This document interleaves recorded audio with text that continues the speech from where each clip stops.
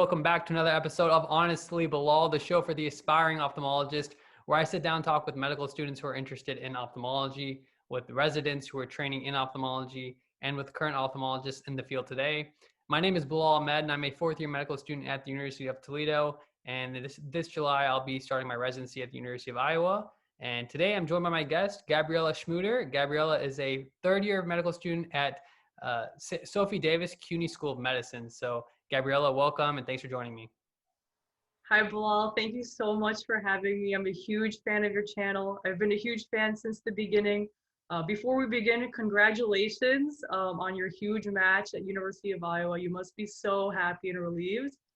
So thank you. Yeah. This is the first episode I've recorded in over a month now. So it's nice to kind of get back into the swing of things and talking more medical students, and now trying to carry out your all's journey, anyone who's below me or anyone who's interested in ophthalmology. So let's start with you. I know you're interested in ophthalmology. So tell us all what got you, your piqued your interest in the field, what got you, into ophthalmology, and what got your, what introduced you to the field? Yeah, sure. So when I first entered medical school, I heard a lot of people saying there's a lot of fields that we don't really see in medical school, things we don't really rotate in, these kind of low-key fields. And I remember entering medical school and thinking, well, I want to see it all. Like, I want to see everything. So I immediately off the bat kind of just picked out some of these specialties that I really didn't know much about, one of them being ophthalmology. And I really didn't know any ophthalmologists. I picked another field like ENT derm, like I just picked a bunch of fields. And at my institution, although my medical school is great, we don't have like home programs for a lot of these different specialties, including ophthalmology. So I just figured in MS1, let me just go on the internet, go on social media, Instagram, and just kind of explore, find some ophthalmologists or ENTs, whoever it may be, and I would just email them. And I'll just email them and say, hey, like I'm a new medical student. Do you mind if I just shadow you a little bit, like in clinic or surgery, whatever you let me do, I'm happy to do it. So I emailed an ophthalmologist. He said, yeah, sure, like come into clinic, come into my OR. Like I said, okay. I was happy to do that. So I shadowed a bunch of different fields just for a few days. And then the cataract surgeon that I shadowed, I went to the OR, had no expectations because I had no idea about anything in ophthalmology, but I was immediately impressed with the cataract surgery. I had not seen anything remotely like it before. The microsurgery just got me hooked right off the bat. So after that, I kind of just followed the wave out of everything I had seen to that point. I was just in MS1. I decided to kind of keep looking into ophthalmology and seeing if there was anyone else who would let me kind of jump in and do research or engage in the field and learn more about it. So at this point, I was still a little bit nervous because I really didn't know anybody and I couldn't get any kind of connections through my school necessarily. So everything I was doing was just going on the internet, going on Instagram, going on Facebook, going on YouTube, and just looking up people, interesting people at different institutions who were working on cool projects. And I would just cold email everybody, like say, hey, like, can I join? Can I learn more about what's going on? Can I just speak with you about the field? So with that, that's kind of got me the cascade of meeting a lot of different people in the field relatively quickly, which I'm very grateful about. I'm very grateful that so many ophthalmologists are willing to say yes and talk to trainees, teach them more about the field.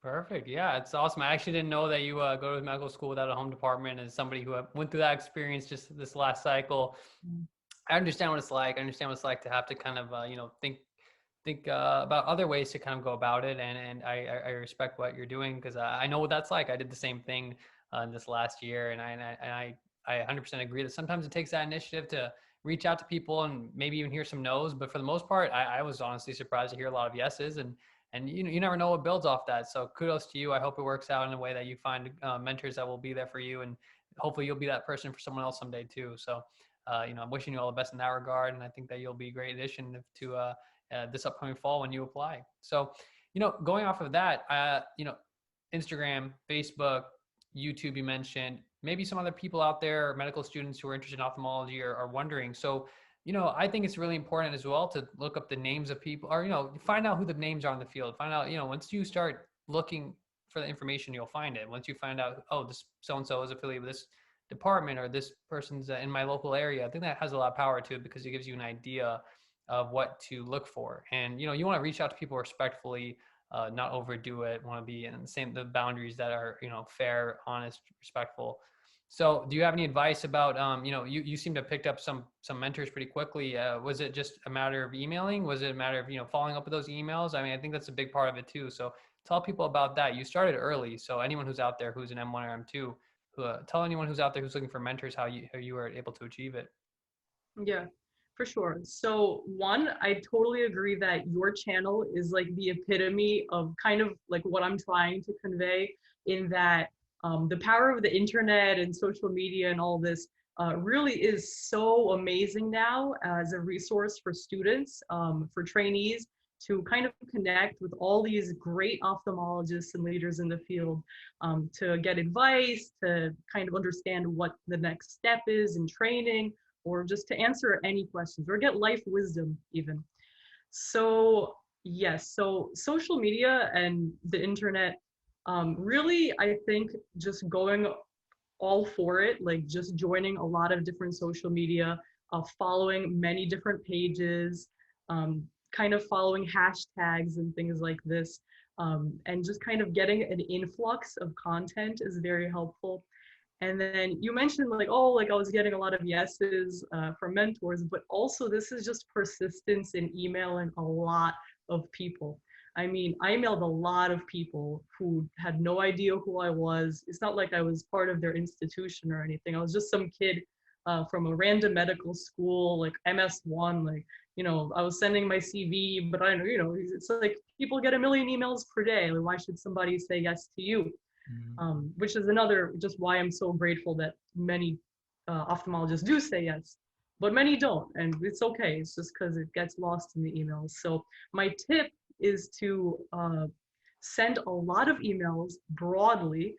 Don't be afraid to contact people who are relatively far from your geographic location too, because today, like, I feel like we can collaborate a lot on projects, research projects, relatively remotely. Not everything, but we could get advice or wisdom from anybody really across the United States, across the world. So it's very powerful. I felt so strongly like about this social media thing that I collaborated with some ophthalmologists and wrote an editorial about it in Journal of Academic Ophthalmology. It was literally about social media, like in ophthalmology for medical students. So you can always contact me too if you have any questions, but just email broadly, be persistent, try to be enthusiastic about it, explain why you're interested, or why you kind of want to just explore the field further in any way possible. Very nice. Yeah. And going from there, I think that's another thing, is that you put yourself in a position now to where we'll see how you continue. If you're starting to publish research on it, I mean, something that, you understand it enough to where it's become something you're pretty active in and passionate about. So hopefully other people who are out there who are kind of wondering about the social media bug a little bit, if they're interested, Gabriella can be a guide. Obviously, I'm always welcome to anyone who wants to ask questions. And somebody who's out there who's been in the process you've been in or about to be in, I know what it's like to look for those kind of mentorships. And I think that you're doing a great job. So I can tell that you're definitely somebody who's confident when you speak. And I think that's, I also noticed on Instagram the other day that you have a little bit of public speaking background. You gave your graduation speech at your high school ceremony and your college ceremony, which I think is pretty cool. So, as somebody who's always looking to improve my own public speaking skills, do you have any advice, any tips on how to be a good public speaker for anybody who's, maybe there's some people out there who are a little bit nervous about speaking. Sometimes I get nervous about speaking too, even doing podcasts. There's days where and I speak too fast, but there's always some ways you can improve things. So any tips on how to be a good public speaker, or what you've learned in your own experiences? Yeah, for sure. So, of course, the cliche goes, practice makes perfect. So it definitely gets easier. I'm sure you doing these interviews a million times at this point, it's getting easier and easier to interview and come up with questions and to speak in front of the camera, to look at the camera when you're speaking, so forth. So practice definitely helps. I think that before any public speaking event, there's always going to be some nervousness just naturally. I think it's almost unavoidable. I think what helps is to understand that you're about to public speak, kind of let that nervousness kick in, give it a little bit of time to like be nervous, and then it'll subside, hopefully eventually, by the time you start actually speaking. So I hope that makes sense. Like kind of let the nerves kick in, like let it be, accept it, and then hopefully the nerves pass by the time you're actually up and opening your mouth in front of a lot of people. There you go. And I think another thing to keep in mind is, especially for you or anyone else who's going to be interviewing next year, whether it's virtual, whether it's in person, we'll have to see. But I think in my experience, just going through this process this fall, it felt like interviewing at times. You have those jitters, you have those nerves, but then once you start talking, it becomes a conversation, you forget. So public speaking can be like that too, I think, in a way that you kind of just, it's good to have nerves sometimes because it makes you kind of realize what you're about to do. And then once your brain is on, you're already in that mode, you can just turn to that mode and, rely on your gut instincts to carry you through. So great tips. I think we look forward to also seeing your maybe medical school graduation. You'll give that speech too. Who knows? We'll see. Another cool thing out of the many things that you do is that you have a food critic sort of Instagram blog. So I know that you go around New York City and kind of review places that you like. So number one, please don't ever review my food because it'll be terrible disappointment. But some good places to eat in New York City. How did this idea come up about the food blog, and tell us about that, how that journey started? Yeah, sure. So my program, it's like a combined 7-year BSMD. It's located in New York City. So when I started college, I was in New York City. I was super excited. New York City is an incredible city if you've never been. And part of that incredible aspect of New York City is definitely the food. The restaurants is well known in New York City, are some of the best in the world. All across the city is a million restaurants. I think the food in New York City is not just the food. It is more like an experience. There's the atmosphere, the neighborhoods, the vibe that you get when you enter the restaurants. So I was going to a lot of them, first and second year and so forth, throughout the program, just to hang out and to see friends, family. So I figured, it's a very common question when people ask you, oh, where should I go eat? Like, do you know any good place downtown or uptown or wherever it may be? So, and I always took pictures of food, not excessively, but sometimes if the food is so good, you got to take a picture. So all of this came together and I just figured out, like, let me start posting it and talking about it and how I felt about it. So I made a little blog. It's just like a hobby, but I put a bunch of different restaurants on there, nice pictures. I try to put nice pictures. And then also made the Instagram, because Instagram is like the food hub. Like if you're going to find out where to go to eat, Instagram is definitely the place. So this is how it started. And I've been doing it since like, on and off since about second year, first year of college. So it's a lot of fun. I get a kick out of it. Awesome. So Gabriella, I really encourage you in this process going forward to keep doing what you're doing. I think you're gonna have a great, successful match. Can't wait to see where you end up. And it's kind of weird to say that now because you're the next cycle now. So that'll be exciting. Tell everybody where they can find you on social media, whether it's your Instagram page or whether it's your food blog page. Yeah, sure. Yeah. So my Instagram, my personal Instagram, but it's really public, is Gabby Schmuter. And then we could link it below, I guess. Sure. And my food blog page is called Gabby's Choice. On Instagram, it's Gabby's Choice NY. That's the handle.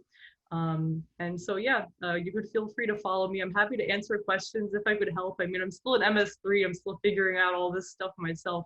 But if I could help like MS1s or MS2s, especially if you don't have an ophthalmology program, don't feel limited. I mean, Bilal, you're like the king of this too.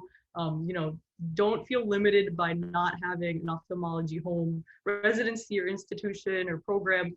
You have options, you have opportunities, and you can definitely learn a lot about the field and get involved in the field. No, perfect. Well said. I can't add anything more to that. And so, Gabrielle, I want to thank you one more time for joining me.